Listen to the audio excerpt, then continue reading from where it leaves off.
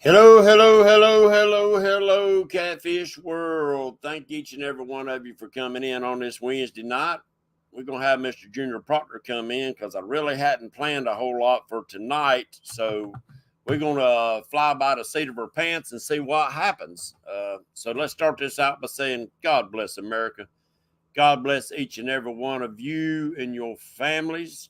And we hold these truths to be self-evident that all men are created equal and endowed with by their creator with certain unalienable rights, and among these are life, liberty, and the pursuit of happiness. Thank each and every one of you for coming in tonight. We got a few in here. Hopefully it'll grow to a little bit bigger crowd, but we have some bad news to share with y'all tonight. I just got a message from Mr. Stan Smith that I hadn't heard, but said that Epic's son was killed in a car accident the other day. And please, everybody, keep that man and his family in your prayers. I couldn't imagine knowing that one of my youngest was killed. I really couldn't. That would be, I don't know. So, Epic, if you hear or listen to this show later, you are in our prayers, fella, and your family. And if we need to do anything for you, please reach out and let us know. God bless you and your family. And I don't know what else to say, guys. I really don't. Yeah, Tim, I just that would be a tough one to swallow, guys. That would be a tough one to swallow. What's up, Mr. Proctor? What's going on, brother? Did you just hear what I just said? No, sir, I sure didn't.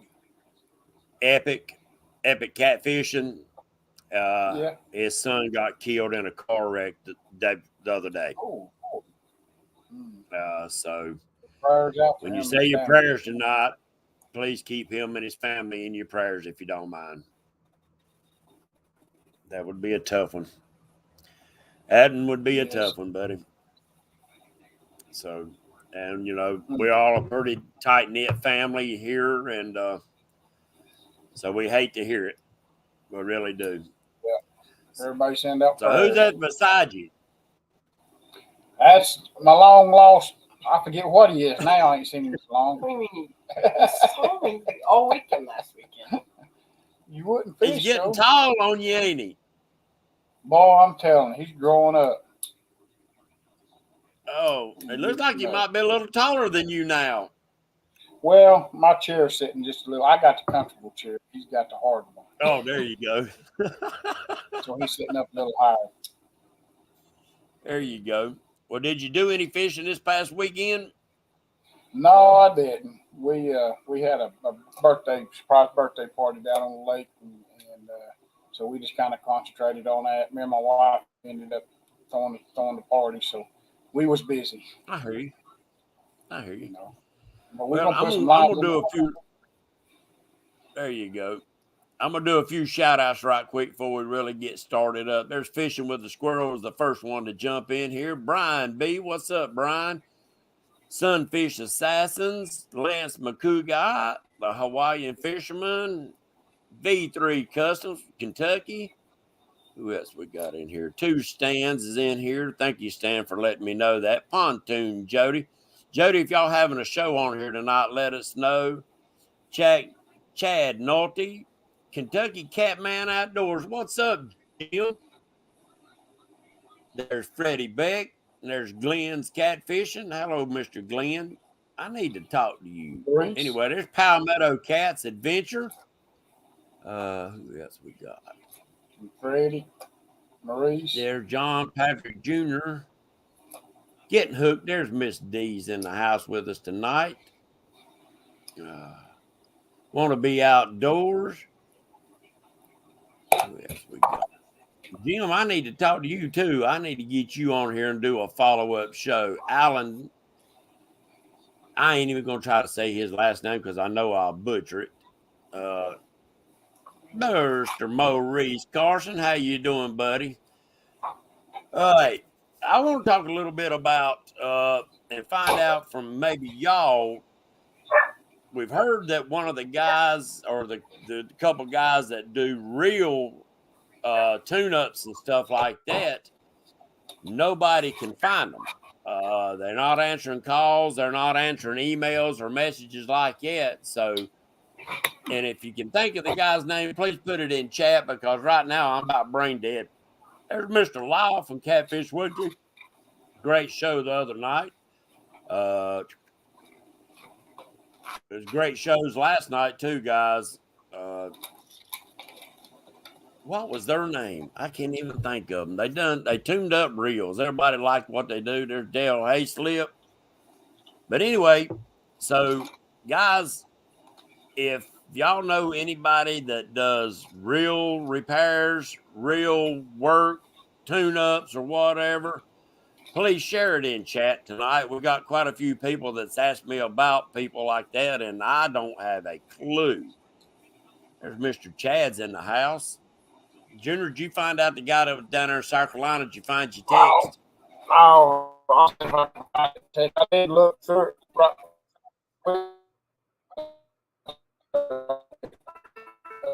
Uh-oh. About to lose you, Junior. Pipeline tackle. Yeah. That's the one that nobody can get a hold of. So if anybody's got a new number for them, please share it up with me or send it to me on a text, please. What's up, Mike Sampson? But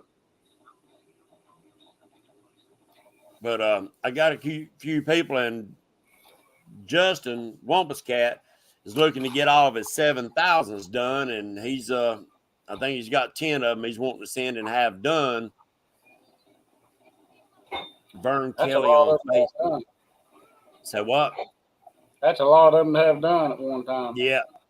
He won't be fishing with anything in probably. Well, he's got 6,500s, the C3s. He just wanted to get his 7,000s done. His 6,000s was done last year, and he ain't used them, so they're ready to go.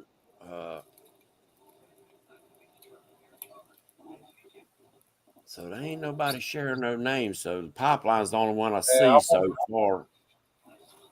I'm gonna see if I can find this one right here, and I'll try to figure out a way to put it on there. Okay. I might have to get on Ethan's phone to put it on there. Okay. But what? Or, or you can send it to me in Messenger, and I'll drag it over and drop it. Either way, it don't matter. So last week, guys, I want to thank each and every one of you. Last week was one of the best shows I've had in a long time.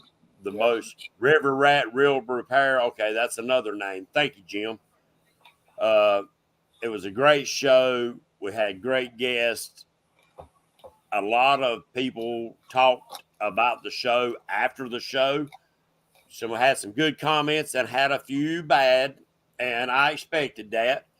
But a few that we got back bad, I want, if they're in here or they listen to it later, please go back and watch the full show.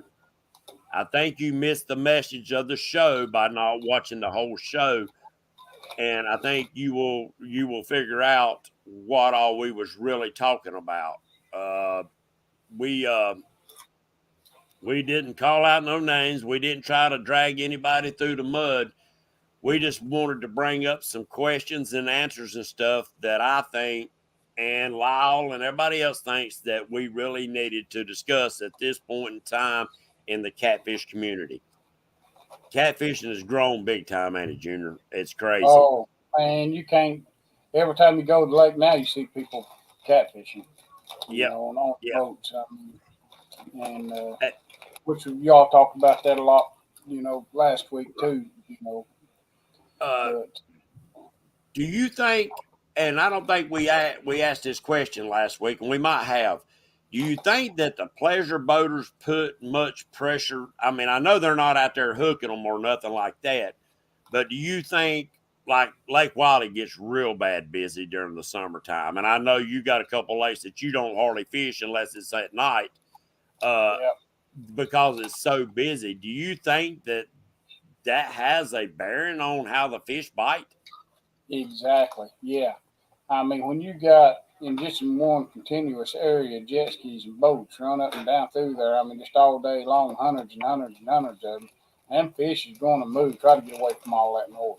You know, all that churning of the water and all that, you know, because they're real sensitive on that stuff like that, too. I think so too. They're setting hooks and crossing eyes. About 4 years ago, maybe 3 years ago, I've lost track of time. Me and Wampus Cat and his son went out fishing, and it was on a weekend, and the lake got busy as crap. So we headed north. We know the further north up there towards the river section, the traffic really, you don't get into so much traffic. But right there at Paul Creek, right out in the middle of the river channel. Now, if you don't have Navionics, you can't see it. But with Navionics, they actually show there's a spot and there's a divot right in the middle of the river channel. Mm-hmm. And when we come over, I slowed down because I've always wanted to check that. But at the time, I didn't have Navionics in my depth finder. But Justin brought his chip and stuck it in my depth finder, and we was able to find it. There was tons of big fish in there, but they would not bite for nothing. Because all that boat traffic. Yeah, that's what I was. Although it might have been not as many boats up there, there's still a lot of boats travel at, just like over on Lake Skyfish. Them jet skis, and a lot of them boats, they'll just pleasure up and just go as far as they can go, you know, trying to get away from other people, and it just ends up being a lot of traffic, you know, every which way you go, you know. All right. V3 Customs said that he does repairs too. Okay, thank you, guy. So if any of y'all in here, and we're gonna let you do a shout out tonight, guys. If you build product, or if you do real repairs, do rods that you make yourself, not buy and resell, put up your link in the chat right now. I want you to share, and tonight's going to be a shout out night too for people that build like Junior. When he gets time, he gets back in to be able to build his planer boards. Then Yeah. I know he wants to, but right now, you know, I know in your world you busy as crap. Oh yeah, construction industry don't slow down. No, it don't slow down. Right. You know, you got to build them schools. Yeah. So anybody out there that builds planer boards, floats, dragon weights, whatever, come in here tonight, put up your link, guys, and give yourself a shout out. I don't mind. Tonight will be a great night for it. If you build rods, custom rods, we know Lyle does the Black Horse rods. So give yourself a shout out and put it up, and maybe we'll help you get some sales tonight. Yeah, because I'm gonna get a hold of Lyle. I want a couple of them Black Horse. I gotta try me some of them. Yeah, I had never seen any till he come down and brought one for the tournament, and that was a good looking rod. It felt good. You know, I got some Burke rods. So guys and gals, if you plan on fishing and staying into fishing, get you a custom rod. Get you at least one with your name on there, built how you want it. It's something that you can hand down to your grandkids, your kids and your grandkids. Let's see. Is that me froze up? Is that you? I might be. I hope not. There you go. Ours has been acting crazy since our power. I think it might be my connection. Oh, okay. We can get it'll be faster. And all of a sudden, tons of traffic. It's like deer. They live in a gun range in the city, and they're used to it and used to the noise. Yeah, I mean, I think maybe later on in the season that they finally start getting kind of accustomed because they got to eat, you know. The fish do have to eat. Mm-hmm.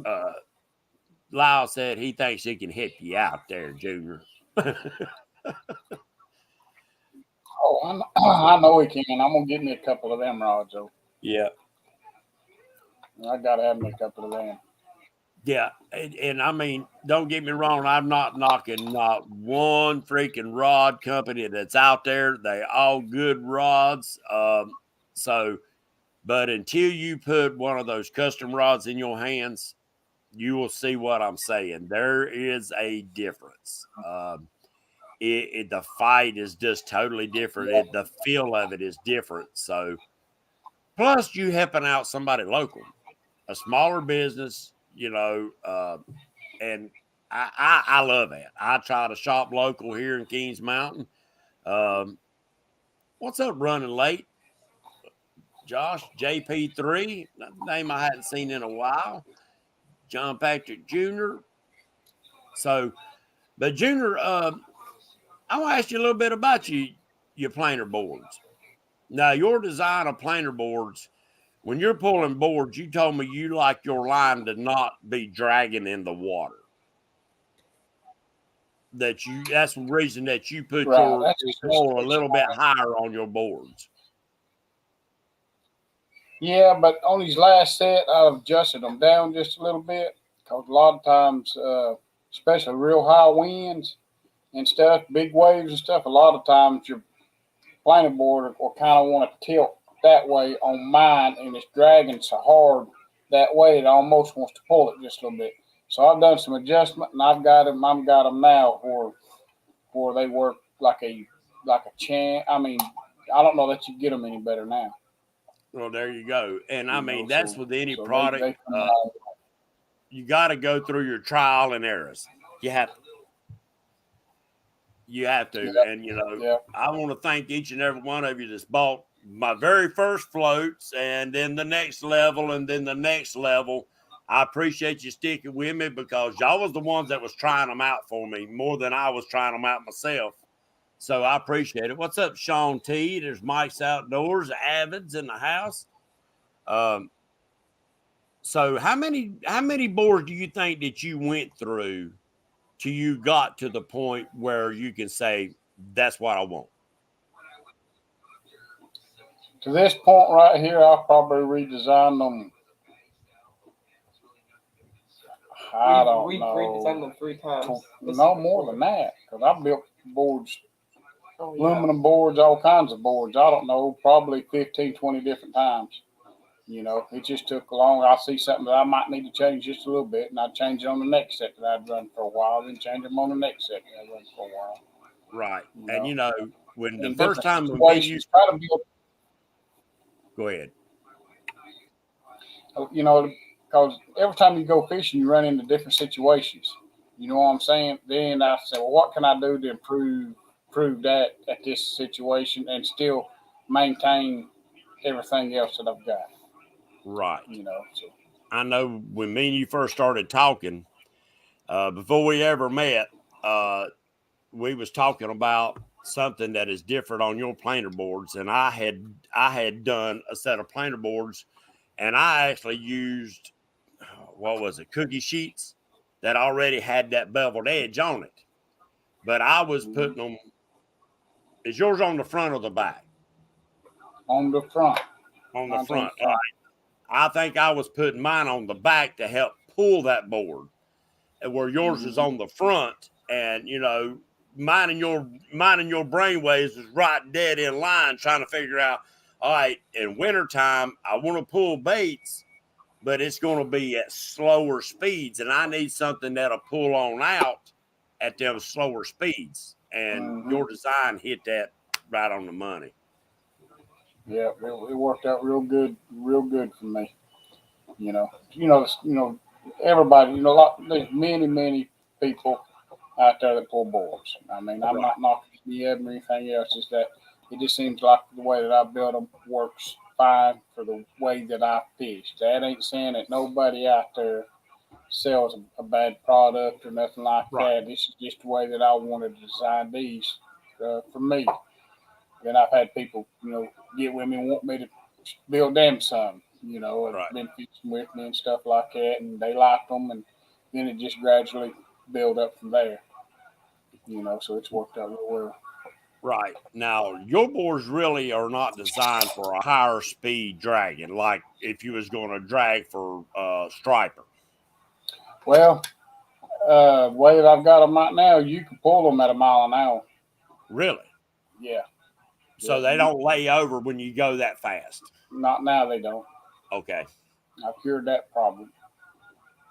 There's wampus cats in the But to house. kind of, striper boards, you really want a smaller board. You know Right. what I'm saying? You really want a lighter board because you're using lighter line, usually around 12 pounds per test line. That's what majority of them use, like down here on Murray and places like it, because, they're not going to be getting into no, 12, 15-pound stripers. You see what I'm Right. saying? The 20-pound stripers on Murray. The big fish is about gone out of Murray as far as the great big huge stripers. So, I mean, the 8-inch boards, 6, 8-inch boards, work fine for that. Even the 10-inch boards, something that's real light with real thin foam on them. Right. Mine's got a little thicker foam on them, and that's for heavier baits and stuff like that for the buoyancy of the big baits. But for the smaller line, my boards ain't real great for that. Not unless they, when I sell them and stuff, they want to buy better clips that lock down on the thinner line better. You know what I'm saying? Yeah, and I mean that's where you just talked about a couple of weeks ago when you was on here. If you have to, you can make a loop in it. Yeah, I just twist a loop in your string and just clip it on the board and just pull it down to it, and then they don't slide in. Right. There's muskrats in the house. What's up? What's up, Roger? Great show last night, buddy. Great show. But now you also make some dragon weights. Mm-hmm. Now, what's the difference in your dragon weights? You like your dragon weights kind of a soft type of material, don't you? Yeah, what it is, it's like the Bowtown weights is like what I built, except mine's got swivels and stuff on them because I like to swivel on mine. Right. They're a lot like the Bowtown dragon weights, and but that material, I mean, anybody can make them. I mean, they're cheap to make, and they work real good. You don't get near. I mean, I've made all kinds of them over the years, and then these type work better than anything that I've pulled. But I ain't pulled a lot of manufactured weights either, so I'm not knocking nobody's, because I'm one of them just makes my own. You know what I'm saying? So I'm not going to knock nobody's weights. Now I pulled Bloodline, standing sticks and stuff like that for a long time and all that, and they work good, So I ain't knocking nobody's, but I prefer that slinky weight. Right. And that wasn't what Please, guys, that's not what we're going to do. That's what we don't do is bash another product out there. This catfish world is big enough for all of our products. It is. So, really you just giving them a shout out for their products because they made good products also. I would, the reason I asked that is the type of fishing that you do that worked better for you. Yes. And that's part of learning your way of fishing compared to what somebody else does. It ain't that somebody else does it wrong or you do it right or you do it wrong and they do it right. It ain't all about that. It's about the way that you fish. About what you feel comfortable and the way you do with, Right. I mean, I'm not going to knock anybody for putting fish in the boat. More power to them. You know what I'm saying? I'm glad they are. But there's, I want people to fish. You know what I'm saying? Yeah. But I want to be responsible fishermen. Yes. All this bashing and all this stuff, people's products and stuff like that. I ain't buying it, and I ain't gonna get into it. And I'm not going to sit there and listen to it on Facebook and all this stuff. I'll just, if I see it, I won't even respond. I won't do nothing. Right. So. Right. There's too much drama outdoors. Yeah, it's too much drama. Yeah, and I mean, there's no need for it. I mean, they're really not because there's tons and tons of catfishermen. There's tons and tons of fishermen, period. So, the fishing world's big enough to support each and every one of us that wants to come out with a product or try. So, like I said, guys and gals in here, if you really do, if you make a product or whatever, post up your link so people can look you up and maybe help you out a little bit. Yeah, I mean, you're right, Stan. The name of the game is figuring out what. Sorry about that. I had a chigger or something on my leg. The name of the game is figuring out the way that you fish that you feel most comfortable fishing, and figuring out what tools that you can get to improve that. I always look to improve the way you fish. I always look for a way to improve somebody else's fishing. Yep, that's exactly right. Okay, I'm going to change it up a little bit, Junior. Maintenance. We all have to do maintenance on our boats, our reels, our fishing equipment, either changing hooks or swivels or whatever, line. We replace line when it starts getting old or frayed or whatever. What are some of the maintenance that you do from boat to reels and stuff on up? Well, as far as my boat, I changed oil in it once a year. You know, Okay. and even in my foot and stuff like that. I mean, I check it regular. You know, Right. You know, one thing I want to bring attention on though is about 3 or 4 times a year, people may have to pull the props just to make sure they ain't got string that's wound up inside of your foot and stuff like that. They'll be surprised how much string that'd be, you know, especially when you drag weights and stuff like that and other people there. All that hundreds and hundreds of feet of line that's stretched out through the lakes and stuff, you will accumulate it. Yeah. And And that that there, stuff will cut you seal, especially if you get into braided line. yeah, yeah. So, you know, every time you hook your transom saver up to your boat or whatever, get a glance at the prop and just see if you see anything sticking out, you know, or anything. Just keep a good eye on that, you know, and just keep an eye on your fluids. You know, I run a 4-stroke. I don't run a 2-stroke, but Right. just keep your eye on your fluids and everything, and do yearly maintenance on it, and it'll run forever and do good. How often would you recommend the water pump being changed? Well, that right there, that would vary. If you use your boat a whole lot and you use it regular, long as that pump is still pumping good. I mean, if it starts slowing down, you know, think about changing it. But the pump has never been changed in my boat. I Really? have never no, and it pumps out as hard now as it did the day I bought it. So, but like I say, I use my boat religiously every weekend. You know what I'm saying? Right. Very seldom on my boat. So when you let a boat sit for a month, then you know, at a time, and then when everything starts getting hard and everything. But uh, normally, what you want to do is do it every year. Like on my old Right. boats and stuff, we'd have to do it every year. You know what I'm Right. saying? But this boat right here, I ain't had to yet. But I need to. That's been my fault. 'Cause I think it's still pumping good. But one of these days, it's gonna bite me in the butt. You Yeah. know. But Because that rubber eventually does get hard, and when it oh, gets hard, it gets brittle. that's exactly right. Junior Warscow said, got a bait tank full. Said, let's find some fish. Well, Junior, you get on the fish, shoot me a text. I'll drop you a link. In fact, I'll probably drop you a link right now. So if you get on the fish, we'll bring you in. What's up, Frank? Twisted Fishing. If I missed any names, sorry about that. Let me do an invite right here just in case he gets on the fish. I'd like to bring him in and see if he can show us a pig or two. That'd be sweet. I ain't been able to get out there my cotton picking self, so I'd like to see one. Junior. So how often do you get your reels done, Junior? I never send them off and get them done. Do Cause you not? no, no. I mean, I'll take mine apart and clean them and everything and oil them. But on these Cast King reels, I mean, if Right. I get 3 good years out of them and clean them and everything, I can buy a new one for $50 and not have to send them off, you know, and Okay. get them fixed and back, you know.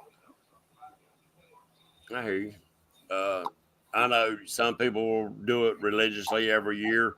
Do Yeah, you ever just maybe change your paw, or you've never had no trouble?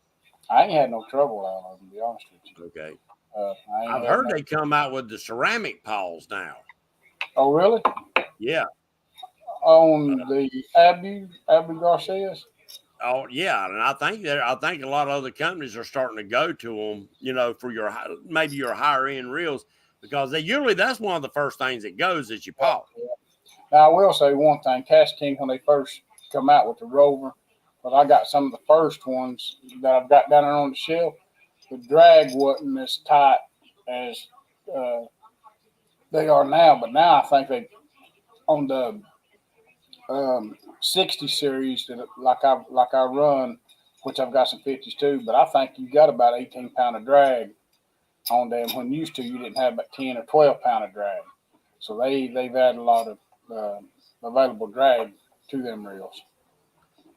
Guys, there's a new channel in here tonight that I haven't seen. Maybe y'all seen on your channels, but I haven't, and it's Medic 4 Outdoors Anthony. Thank you for coming in, guys. Check his channel out, guys. Like I always say, share the love, share the bait. Check them out. Uh, Now, does them reels hold much line? Oh yeah, them 60s probably hold as much line as the 6500s.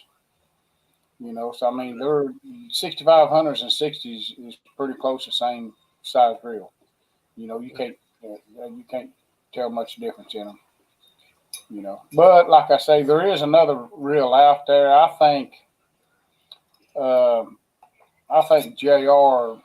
has done a video on them comparing the Cash King and another type reel which looked just like the Cash King compared to the Abu Garcia and stuff. He'd Right. done some kind of a video out there on that. But the Cash Kings is good for beginners and stuff like that. They're easy to throw and stuff. But the thing is, I'm not a beginner and I'm Right. still using them, so I'm still going to keep on using them, Well, there you go. because I've got good service out of them. If if it ain't broke, don't fix it. That's right. Uh, so now you've got a metal boat. What's up the couple cross fishing? Um, you have a metal boat. Do you periodically go through and check your welds and your rivets and stuff like that to see if any of them's coming loose or whatever? Well, all of the Lumina craft is all welded boat. Now, Okay. as far as on your hatches and stuff, I went through and changed pop rivets and stuff like that. Pop rivets, how pop rivets get weak and loose. Then there's some places that's had pop rivets that I went through and put stainless screws in. You Right. know places that I use a whole lot get a lot of wear on them. I just put stainless screws in them. Then Okay. the pop rivets they will loosen up. Right. You know. That's kind of what I was thinking. If it was something periodically that people are, and I'm trying to think of different things. I'm trying to think like old Doc Lane used to think, doing the tidbits and the oh dang, I just had a brain fart. But Oh yeah, I yeah, do. out Yeah, little tips and tricks and stuff that he tips. done. So Show. Yeah. Now, grant you, I've got a pontoon boat now, right. and me and Ethan, matter of fact, as soon as I got home from work, we changed some pop rivets in the bottom of a panel that come loose on us on the lake over the weekend. So we went There down you there go. underneath, where your well is back there. I had some aluminum panels on the bottom of the boat, so I noticed some pop rivets loose back there. Me and him went down there, and when I notice something, we gonna fix it. There you go. There you go. Don't let it ride. Don't let it ride. Yeah, because it can. It always will catch you when you least expect it and in a bad situation. Yeah, yeah, Yeah, it sure will. One of the tricks that I got, what I used to do when I had a V-hull boat, was that I kept my drain plug on my keychain. yep, So yeah. if I went to stick my key into my boat, there was that plug, and I knew I had to go back there and put that plug in before I put that boat in the water. Yeah, well, I always stuck my drain plug in my cup holder, so, Hey, and I'd always, because I'd do a run through before I even pulled it out of the garage, I'd do a run through, make sure I had everything and all that. But, I don't know what it is about me. I forget my net half the time. Sometimes I can remember everything else, but that net, I can't remember. But I'll go through, and the first thing I do is put my drain plug in it before I even pull it out of the garage. there you go. You know? My very first boat, in fact, there's a guy in here tonight. His name was the name that was on my very first boat, and that was Catmandu. I was a catfisherman, and there's a little old V hull. I think a little 14-foot V hull. I had like a 9.9 Mercury on it, and I put out. Now they got a new marina down there, but down at Seven Oaks, there used to be an old marina right there. And I put it out down there, and I headed out, was going to anchor up on that point right there at Seven Oaks. Well, I noticed the boat was starting to get a little slow, because that 9.9 just really couldn't get that old fiberglass boat up on the top, And I noticed, I looked down, and a couple of my old cans was floating around back there. I said, "Oh, Lord." Yeah. So I had to run that son of a gun up on the bank and get back there and get all the water out of it and put my plug in. Luckily, I still have my plug in there. I always kept 2 plugs, one in my boat and one on my keychain, just in case. Well, Ethan needs to take all this right here to heart, because he's the new owner of the Lumina Craft. Yep. So I'm waiting. He's probably going to forget to plug a time or two, but he better realize it real quick right there at the ramp. I already know where the plugs are. Sitting underneath the seat. Yeah, but it don't do you no good underneath the seat. I put it underneath the seat. Oh, you put it there. So I don't lose it. Yeah, you'll forget it. Yeah. That's why I always kept one on my keychain, because you wouldn't, before you ever back it down, you always stick your key in it. And One of my belts. So there's a couple little things. Old Doc, he'd shared up all kind of good stuff. Oh yeah. And guys, summer's really just now getting here, and it's getting ready to get hot.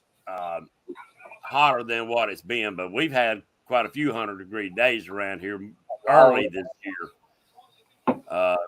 So stay safe, drink a lot of fluids, guys, mainly water and Gatorades and stuff like that. Keep yourself hydrated. Keep you some suntan blocker and stuff on there, especially guys that are redheads or whatever, that's light-skinned. You'll get burned up before you realize it. And us bald-headed guys, those bald spots will get it too, buddy. Yep. Yep. It wouldn't hurt if people keep a small toolbox in their boat, just a small one, just with a few things, some. And if you run tractors or something like that, maybe a little brush to clean things, and So, and if you run a 2-stroke, I would recommend you keep an extra set of plugs in your box too. Oh yeah. Michael McPeaks wants to know, how do you like fishing from your pontoon now?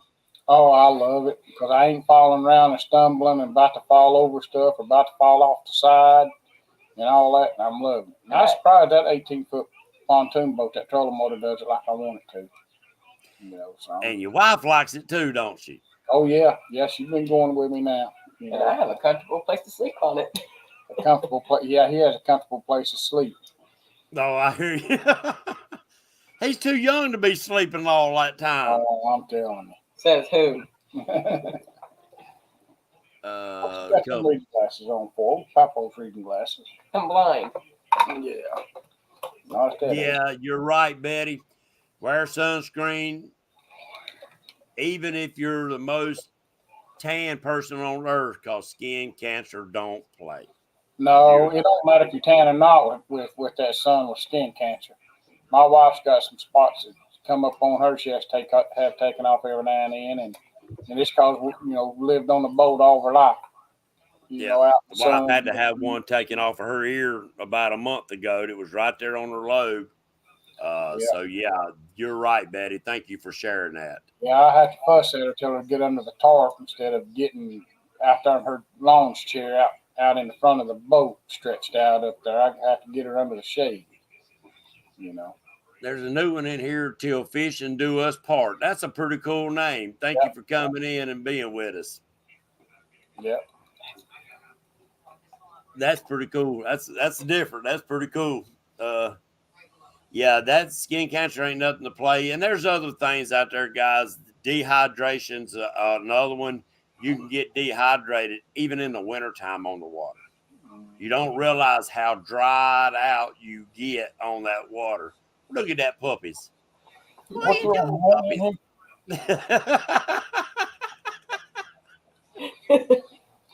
He's got white eyes or blue eyes. He got brown eyes. Oh, it must have been the way the camera was hitting. Camera's hitting me. Yeah. Oh, okay. Yeah. Now go on. Go on. There's Stephen Corley, Mississippi Life. Bill of Rights is it?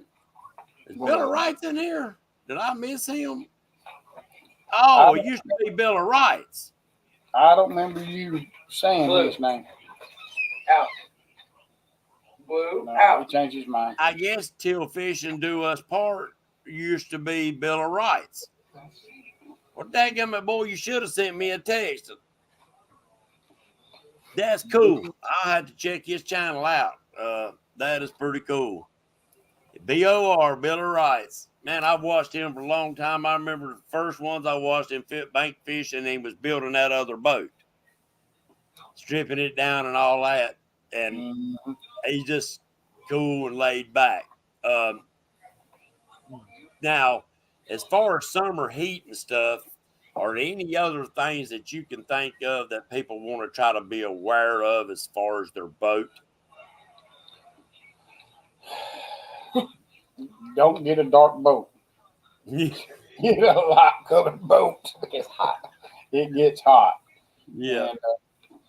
And, really, I mean, if you can keep the decks and stuff a little wet without falling or something like that, try to keep the boat a little cool, will help a lot too.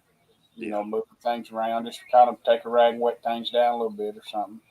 You know. And put you a bimini top on your boats, guys. Oh, yes, sir. Yes, sir. You got to have a bimini top. Yeah. You know. And a lot of times, you know, we can, I've got these things that I work with, these neck wraps that you can put in cold water and stuff. Yeah. And don't get them too cold because they'll make you pass out when you're hot and you put them on. But you put them around to help keep you cool out there. Yeah, it's I always carry me like a hand towel, and I'll dip it down in the cooler of ice and kind of throw it around my neck, because if you can cool down, it's like I've told y'all 1,000 times, for winter fishing and summer fishing, it's about the same. Your kidneys flow so much blood. If you can cool your kidneys and your blood vessels going up here to your brain, if you can keep something cool there or something warm in the wintertime, that can extend your day of fishing. It really can. Yep. Ethan, he puts his hat in the water every now and then, puts it on. You know. Yep. Been there, done that many a time. Now, when I know you don't pull much baits up in real shallow water, but would you recommend after you pull baits or you're running up in the shallows to drag your motor up and check and make sure you ain't got nothing around that foot that might be sucked into your water pump? Mm-hmm. Yeah, especially in the grass, especially if you're getting in the grass stuff. Yes. Stuff like that, you do things that die off in lakes and in winter times they'll float up. So kind of keep that in mind, you know, because you'll get, you know, different species of plants die off here each time of the year. Stuff starts floating, especially after big rains and everything else. You don't know what's floating out of people's yards, shirts, rags, anything, you know.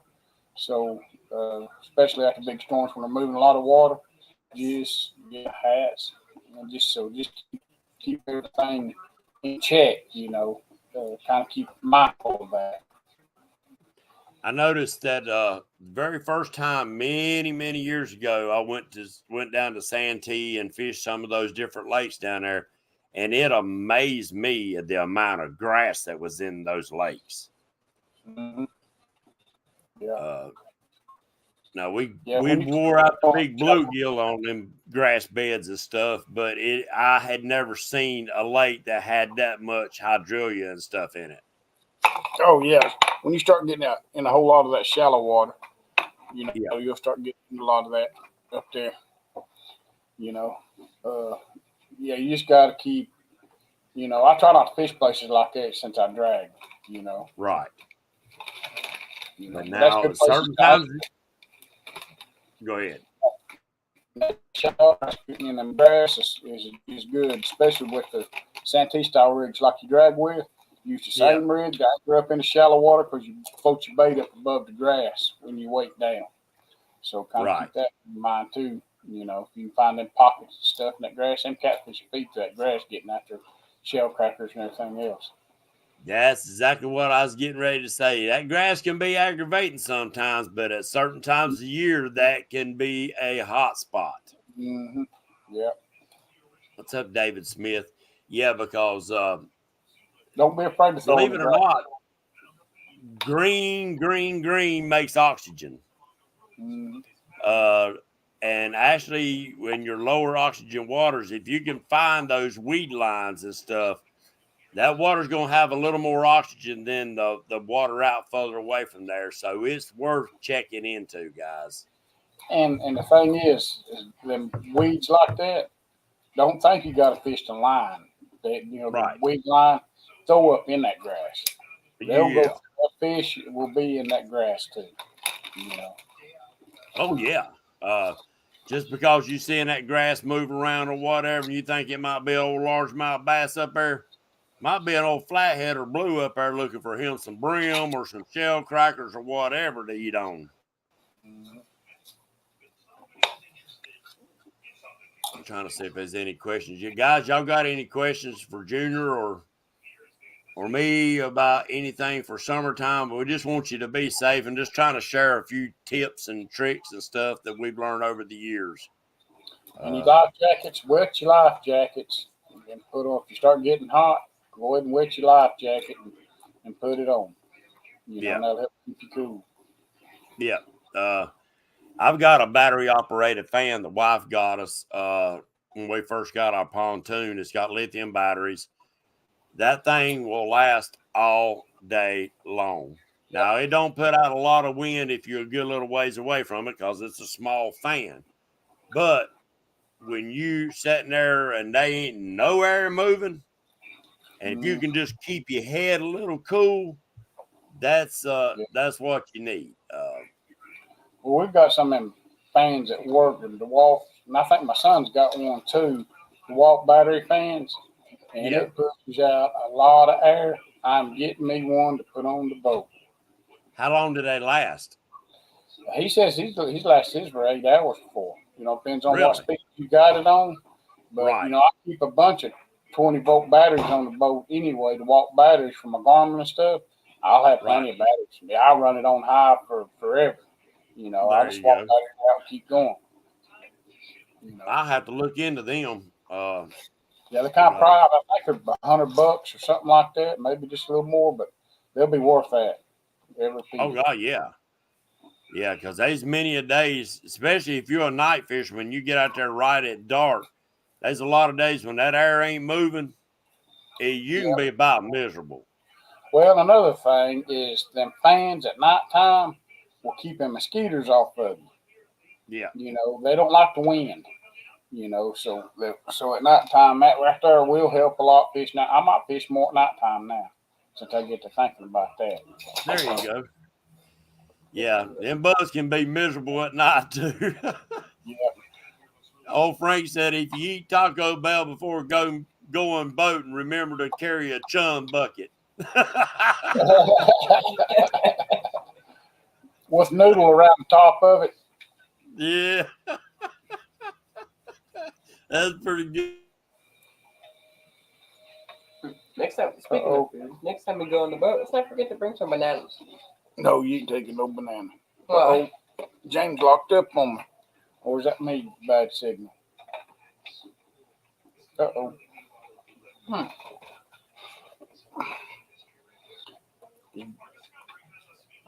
don't know what's going on. I don't take any bananas. Is that James locked up or is that me locked up, not on? I can't hear him.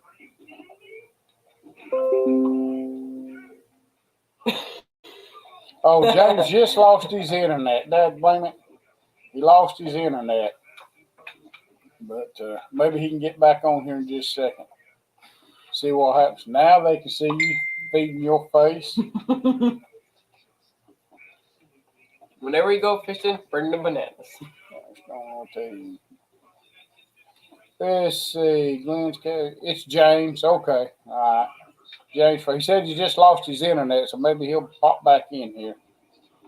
So, yeah, we're going to try to keep it going. He put me on the spot there, didn't he? I see how my buddy is going to do it. Steve Douglas, catfish dude.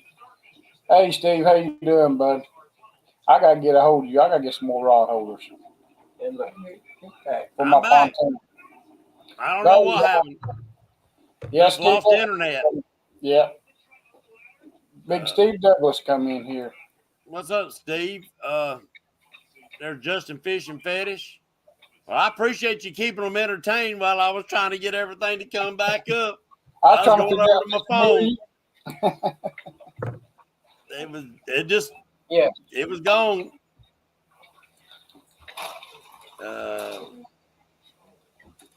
Said his partner threw his cast net into one of his buckets like that, so he got a free net.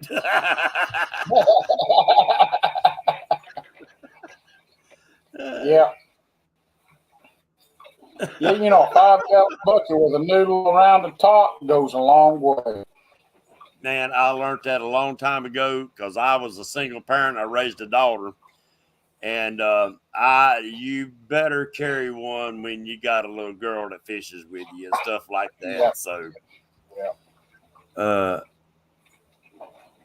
I ain't AI. That's for sure. I'm just a dumb country boy. I ain't smart enough to be a robot. But I appreciate you coming in, everybody. And it was a good, fun show. We're going to do a follow-up show with Junior and a few more. A follow-up from last week's show. Yeah, that would be good. And I will post up some stuff and maybe get some questions and stuff from y'all before that show takes place, because I'm not trying to hold any kind of shows that's controversial. We just want to bring more awareness and how we, as people that are on YouTube, Facebook, or any social media, how we can help the catfish industry as a whole. We are a face now, whether we want to admit it or not. What's up, Laura the Explorer? We are a face that a lot of people watch, and they share videos with other people, or they recommend people to watch these shows. What's up, Mike Irvin? So anytime that we can do something that will help the catfish industry, that will help conservation and That's to protect exactly our right. catfish. I'm sorry, I couldn't spit out the right word.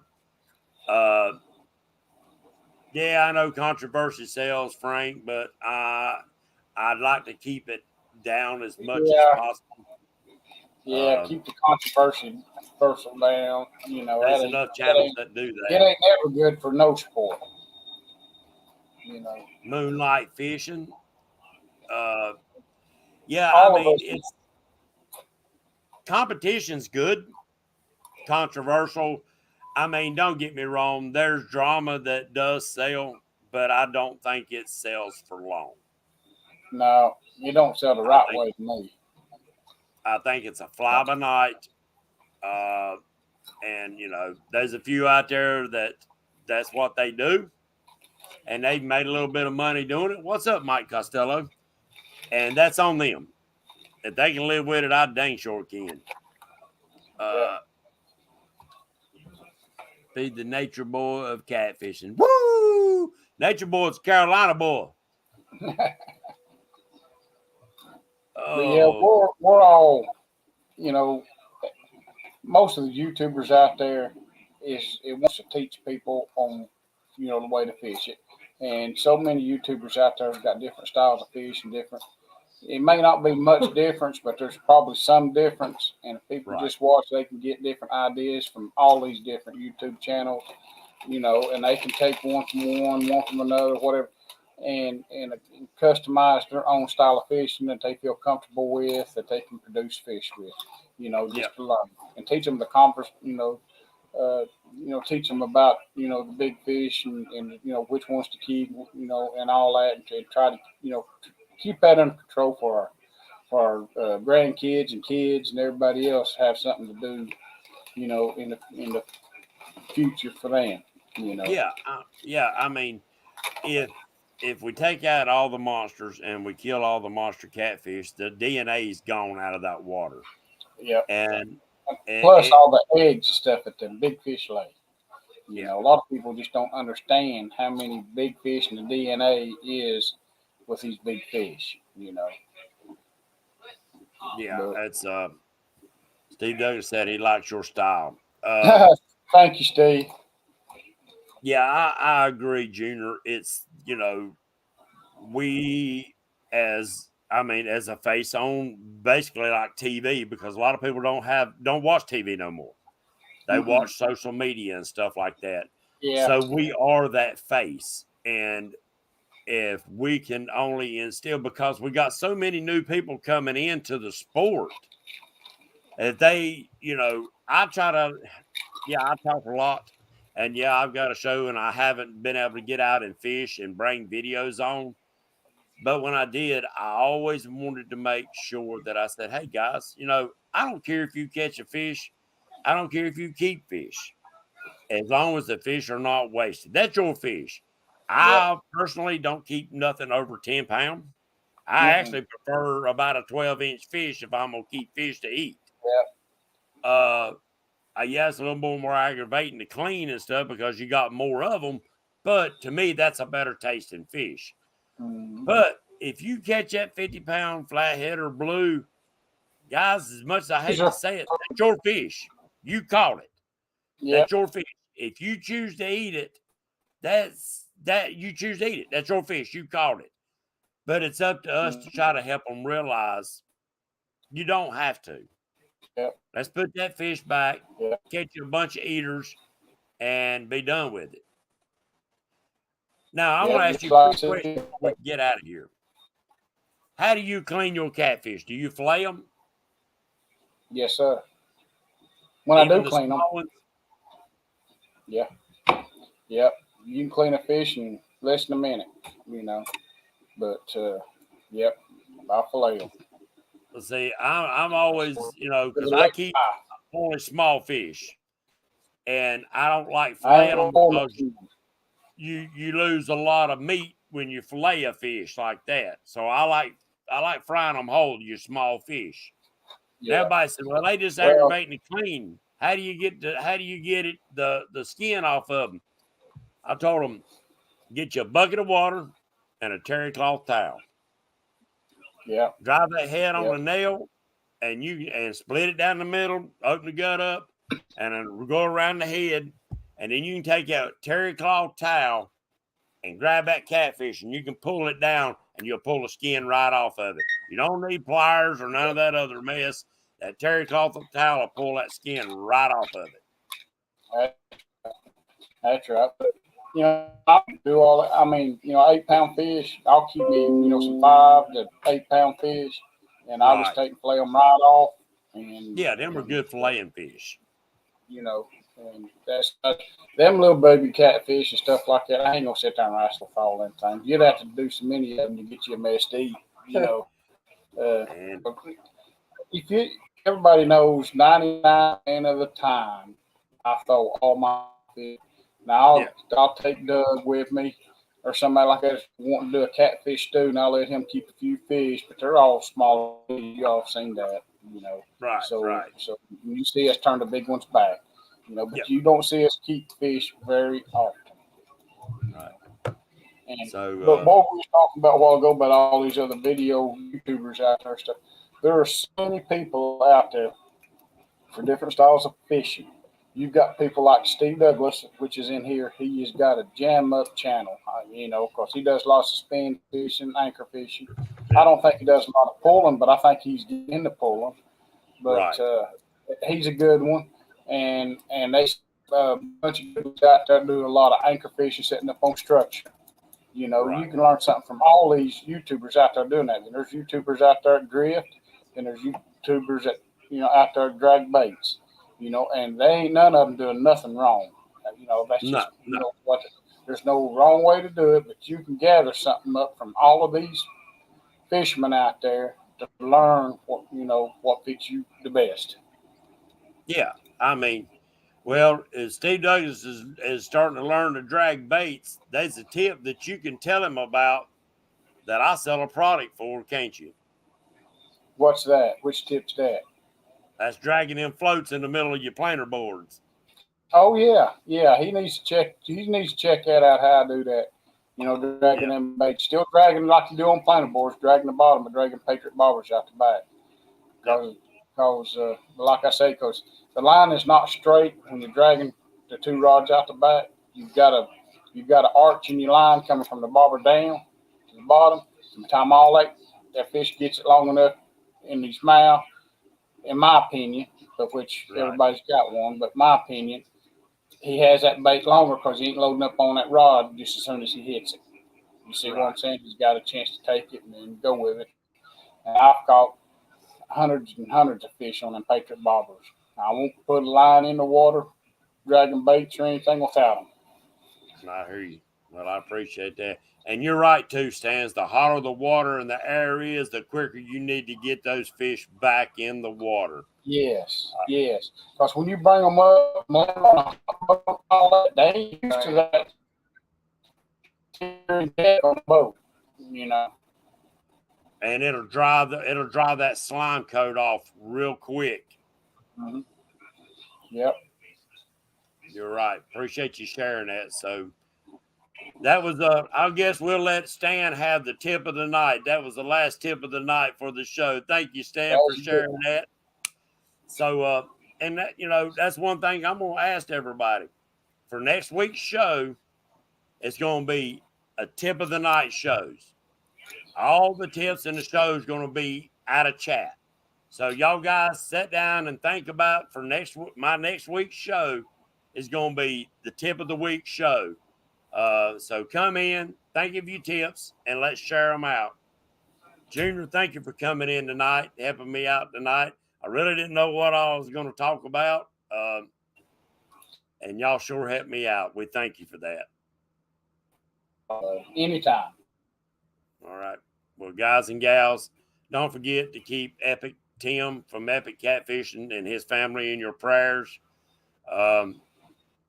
And we'll see y'all next Wednesday night. Pontoon Jody, if you're still in here, let everybody know about your show tonight if y'all having one. If not, God bless. God bless America. 4th of July is coming up, guys. Don't forget who got us here and kept us safe. God bless you. And we'll see y'all next Wednesday night. Good night, everybody.